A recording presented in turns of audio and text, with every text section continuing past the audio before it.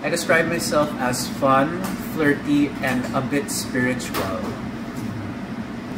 Ano po kasi, raised ako as Roman Catholic pero recently I've been delving into manifestations, universes, tsaka crystals, lahat na ng things that will help bring abundance and healing sa life ko.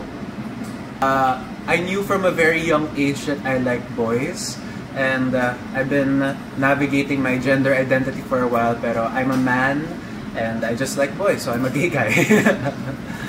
The qualities I'm looking for in a partner, first is character. Kasi yun talaga yung importante sa akin, yung mapapakilala ko sa family ko. Very family-oriented kasi ako. And compatibility as well, na may chemistry dapat kami sa iba't ibang aspeto. And lastly, understanding, na tipong kapag may problema siya, makikinig ako. Kapag may problema ako, makikinig siya. I'm at the point in time na gusto ko na ng long-term relationship. Hindi na ako ma-hook up, hindi na ako instant gratification. Doon na ako sa paninindigan ka habang buhay. So, are you looking for a what is your type? Like, for example, do you like younger men, old men, sexy, skinny?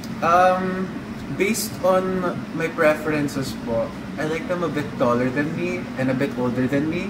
Pero paiba-iba naman din yung type ko. Pero yun nga, yung pinaka-importante yung character. Tsaka syempre bet ko talaga. Paiba-iba talaga eh. Parang iba't iba international tastes.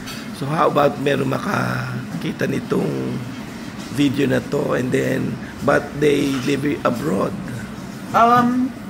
May US visa ako.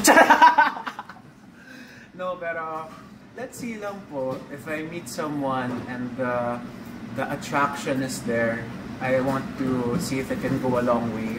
Pero yun nga talaga, I'm not for short term na eh. Mas pang long term na ako. So tell me about your, what's your social media handles? My social media handle, you can follow me on TikTok, Instagram, Facebook at Maniego Go, or you can just search Aaron Maniego.